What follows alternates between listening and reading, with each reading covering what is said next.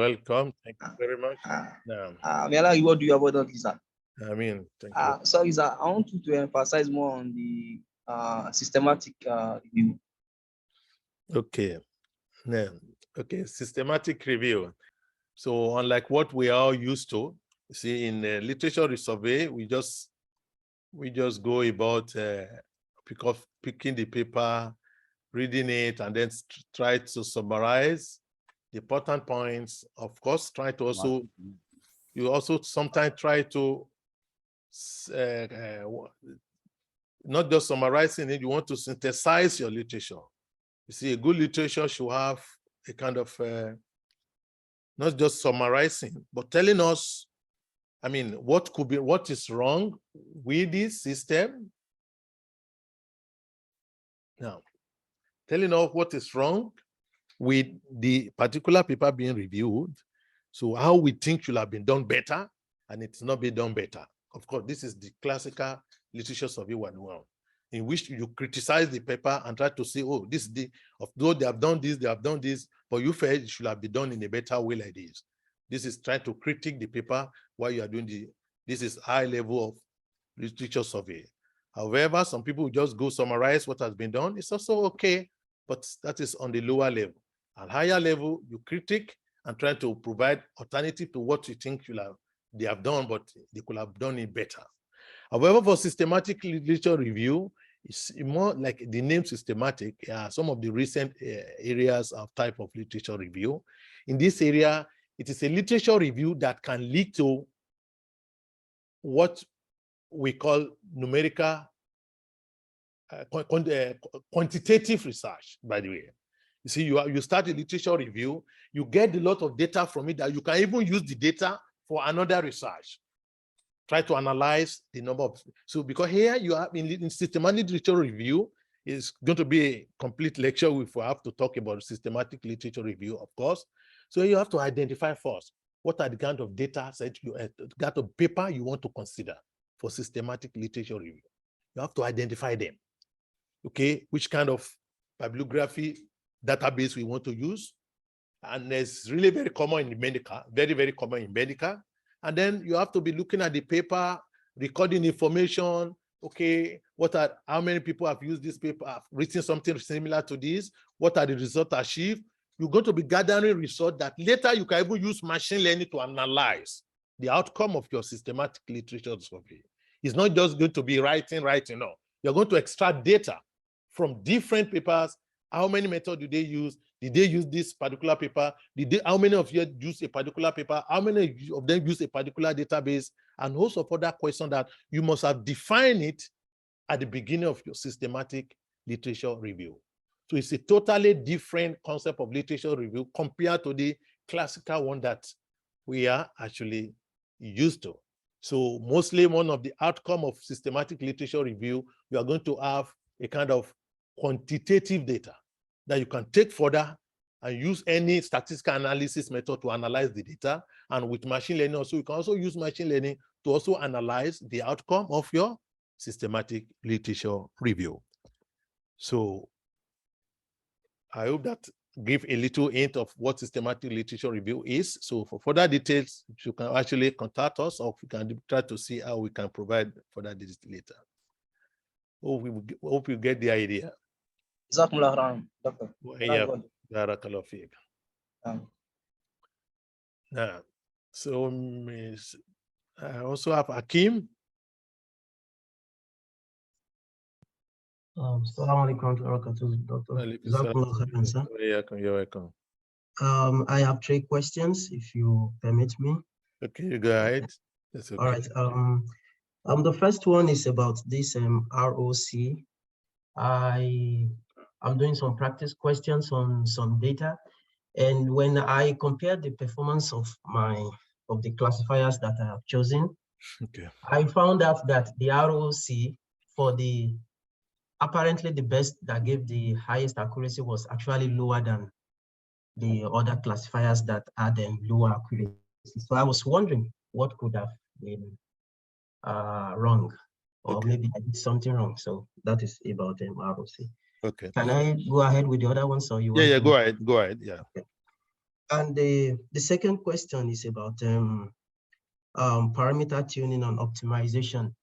Okay. Should this be done before we partition our data? For instance, maybe we want to use maybe 75-25. Should we partition data first and then we tune the parameters, or we use the whole data set to tune the parameters?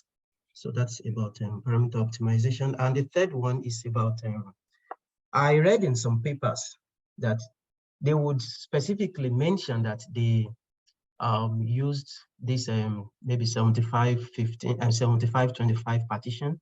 And then when they say they do the training, they would still mention that they use the cross-validation, that, okay, we use 10-fold cross-validation again. So I don't really get this point. They already mentioned clearly that they partition the data, and then when they do the training and the testing, they will say they also use cross-validation again. I don't know, maybe if I'm getting it, if I'm reading it the wrong way. So these are my questions, sir. Okay, thank you very much for those questions, Mr. Hakim. So let's start from the ROC. Now, the first question is about ROC, so which is receiver operating characteristics. So see, that's why when we do, I think that when we do analysis of results, especially this is classification problem, and we have several performance measures. And that's why one of the stuff you have to discuss, and when you're doing experiment, is the performance measure that you want to use. So accuracy for sure is very important. You see, so area under the curve or ROC, as the case may be, very important, because they are measured. Remember the other time I was talking about true positive, true negative. You see, so we want a system that will have, this is true positive, this is true negative, this is false positive, this is false negative. Now, these are the four, this is when you are dealing with binary classification, these four components. So we want to maximize this value. We want to maximize this value. That is, the true positive and true negative should be higher. But sometimes you do have a situation whereby, because of the nature of the data set, see, some prediction could become random, while some could become appropriate. That one, we get it from what we call the area under the curve. So we think we have our earlier video where we discuss evaluating model. We discussed this extensively. So in this case, let's say for area under the curve, you have a particular area under the curve that is like this, this is called random prediction, 50%. That is, it means that probability can throw class A to B or class B to A. So we always want, the best is to have a stuff like this that follows the perpendicular line, and this is 100%. In that case, your area under the curve is perfect. But sometimes we might not be able to get it, but we can have something like this. It's good. About to touch and then it goes. It's okay. But we don't want this kind of random stuff. So each performance measure has its own interpretation. So in similar vein, I remember I gave an example of, let's say I have have imbalanced data, especially when you have imbalanced data set, imbalanced data. It means we have a data set that is having like 990, and the other sample is only 10. It's only 10 samples for B. Sample B, this is A. This is class A, class B. This is 990, and then this is 10. Now, in this kind of experiment, let's say you have this kind of imbalanced data. If I get all B are wrongly classified, you see, they all push B to A. It means there will be 990 correct prediction, because out of this, all the 1,000 data are predicted to be A. Because this one, because lack of enough data, the prediction, it predicted everything there to be this. So we're going to have 1,000 prediction for A, but out of this 1,000, only 990 are correct. So the accuracy is going to be 990 over 1,000. If you do this calculation, even though the system is not able to predict any of the B correctly, however, we are still going to have, like, if you do the mathematics, you are going to have 99% accuracy.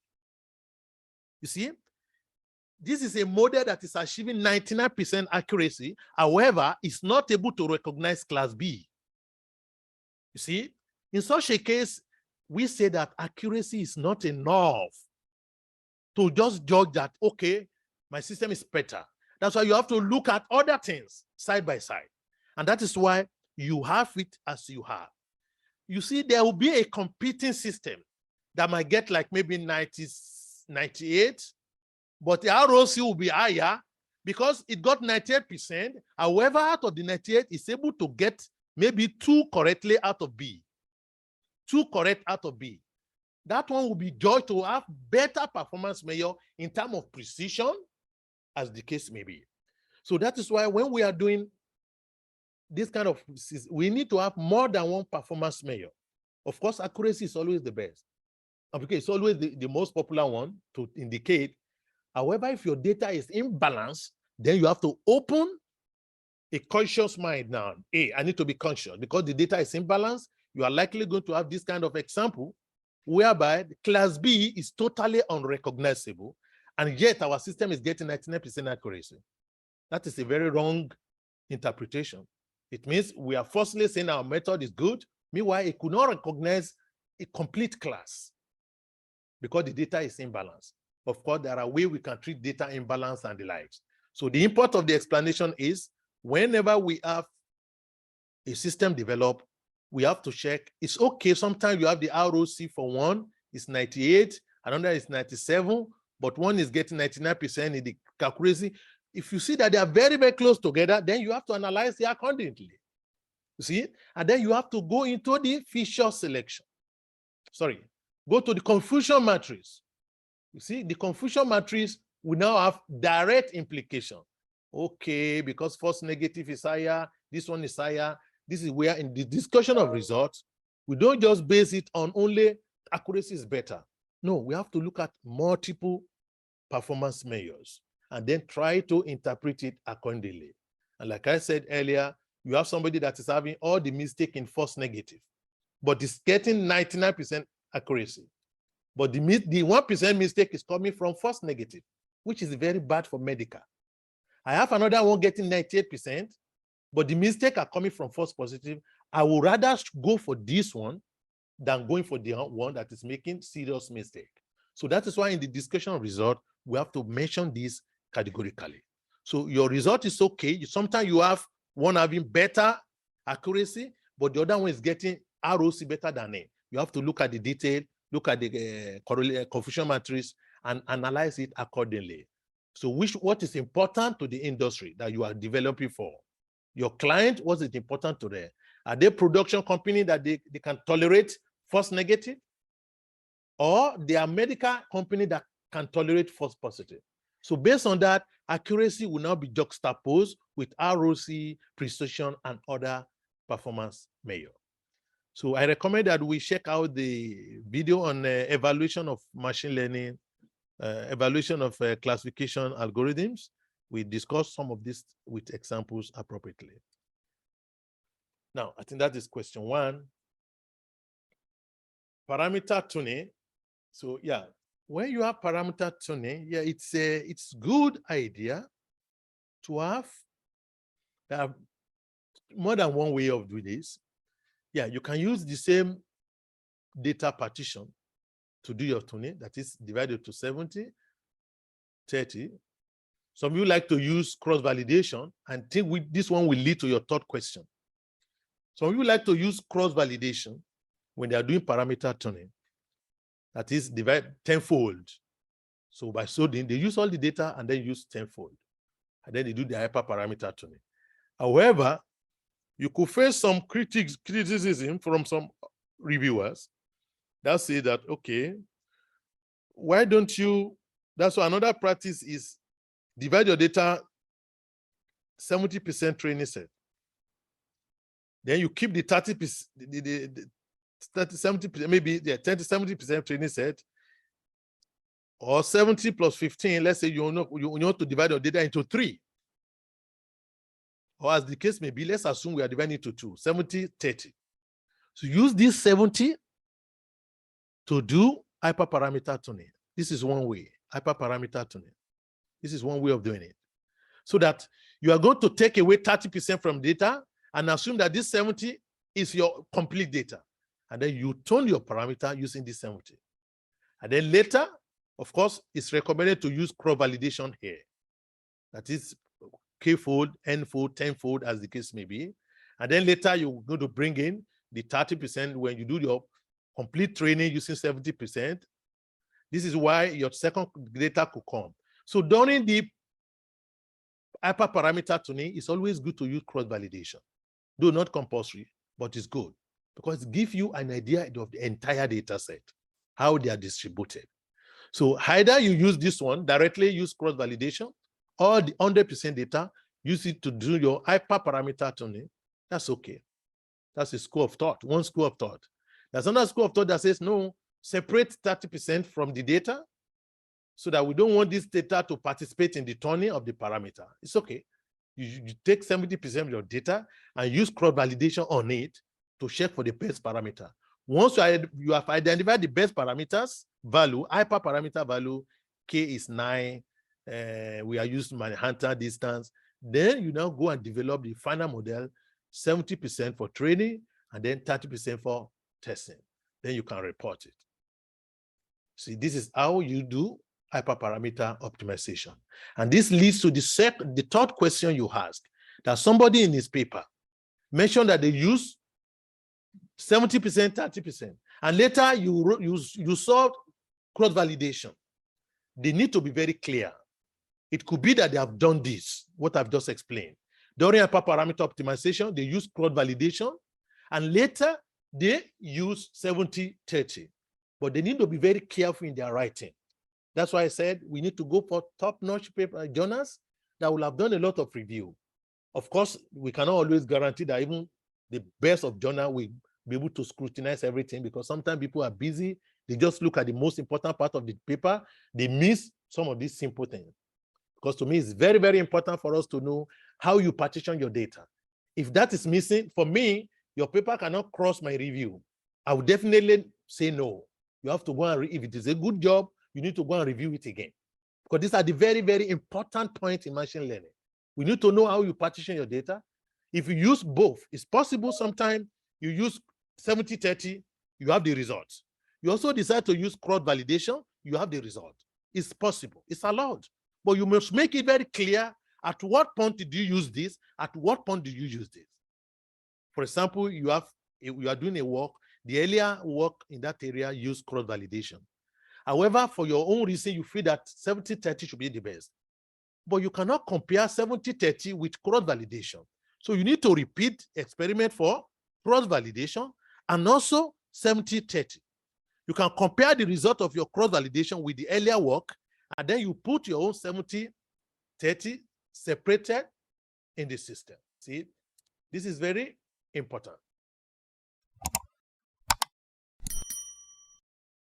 I hope my explanation was clear. So the point I made was that for the third question, whereby someone said he made 30%, 70-30, and they also made cross-validation, I said it is possible. And I gave a scenario that imagine you are working on a particular paper and the earlier author used 70%, 30. However, you would like to use cross-validation also.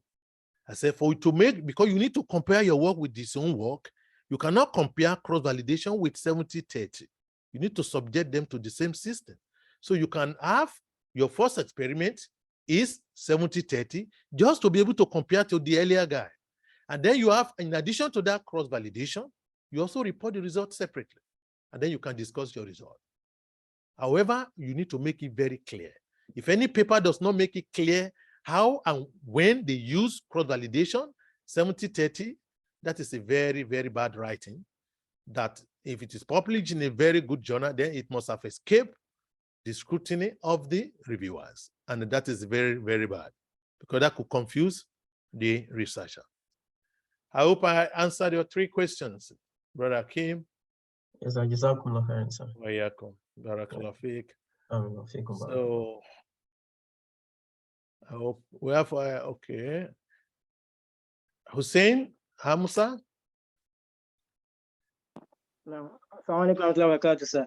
Alaikum salam wa rahmatullahi wa barakatuh. How are you? Alhamdulillah. Wa iyyakum. Alhamdulillah. I actually have two questions. The first one is related to identification of research gaps, like Okay. you mentioned in the lecture. Like Okay. in machine learning, can we also include that probably because the work has been done maybe around 2018, like prediction of density, the work has been done at that time and they achieved excellent results from the model. So Okay. is it enough as a research gap to carry out similar study maybe in year 2022? Okay. It was done. And Okay. Okay. Okay. the second question is related to the methodology. For example, like maybe someone proposed that if I use a method, a machine learning algorithm, for example, that can predict two properties, for example, density and viscosity, Okay. and this has not been done before from the literature. Like, how do we strike balance between going ahead and knowing whether this method can actually work? Like, what is your advice regarding this? Thank you, sir. Okay. Okay. You are welcome. Let me start right from the last question. So, which is the issue of proposing a totally new machine learning solution for maybe density and whatever another property that has never been done before. Well, there's a very nice and wonderful thing to go ahead and do. The fact that no one has done it before does not mean that it's not going to work. And we don't need to fear failure. So yeah, it may work, it may not work actually, but you need to work on your data. So always remember the principle of let the data speak. So if you can have the data sets, see, let the data speak, get the data appropriately. I want to believe that it's going to work. If no one used it before, that's a very big opportunity for you actually to be the pioneer person in that area. I've had one of my former students, mashallah, now is always looking high to look for areas that no one ever worked in that area. People thought it was not possible, by the way. And once he bring out one paper, everybody starts rushing down there. And they get a lot of citation because people say, wow, this is possible. So actually, you need to be on the lookout to also open up frontier of knowledge. Where people were not even thinking of before. So let's try to be as much as possible to look in that direction. So don't fear it's not going to work. Start from very simple algorithm, k-nearest neighbor, decision tree, keep moving to complicated ones. And if you run into trouble on it, consult, feel free to contact us for any guidance or direction. I want to believe it's a very, very good thing to go, actually. If no one has done it before, you can get the data. Sure, machine learning will be a very good thing to try out there. Now, on the first question on density as per year, yeah, you see, this is, like I said earlier, I said machine learning differ from classical research in this area. You see, there are some research that, okay, you want to investigate the effect of something on something. They say, okay, they did it in 2020 and 2000. And they say, okay, it's already 20 years difference, so we need to do in 2023. See, machine learning doesn't work in this way. I mean, the machine learning doesn't really care how many years this stuff has taken. Once it has been done, it has been done. Except you need to have all of what we have identified as possible gaps. Maybe when they did it, it was not, they were unable to get good results. So you need to improve the result. That's okay. You see? So of course, some people might raise the issue that, oh, maybe the data is old. If you can get a new data set, that would be great. However, in the absence of a new data set and the available data, they say is old, but the one they did it then, no, there's need to improve upon it from several categories, either feature selection, try to reduce the number of features, which is one of the very strong gaps that somebody might want to identify in machine learning. You see, you are using a lot of features for it. Okay, you can try it, irrespective of the age, you can still use that particular data set. However, if it is a place that we can easily get data set. It's always good, of course, to get data set. Even data set gotten from country A, you can't generalize it to country B. You have to get data for that country B, because they are different part, let's say on medical. The food you are eating from this country, from each country, the genetic makeup of each country is totally different. So that is why let the data speak means that using data from different places is a totally different research from the same topic as the case may be. Because we want to see how the data will speak for someone is also maybe in the northern part of Africa, to another one who is the Middle East, and host of other different localities. As for the age alone, no, we cannot reproduce a result in machine learning because it was done 20 years ago. We need to repeat it now, except we have something we want to improve upon, or we want to get new data set to replace the old one, or now compare the new data set. It will be very interesting to try to compare the new data set with the old data set result. Let's see what we can get. That's going to be a very, very interesting area to study. Or you have a data set from one country, get another data from another country, try to run the experiment, try to compare them together. We want to see the effect. What is making the result from these two data sets so different, so unique? Is it just because of their demographic distribution or because of genetic makeup? There's so many research questions that can pop up after carrying out this kind of machine learning research. I hope that's clarified your points.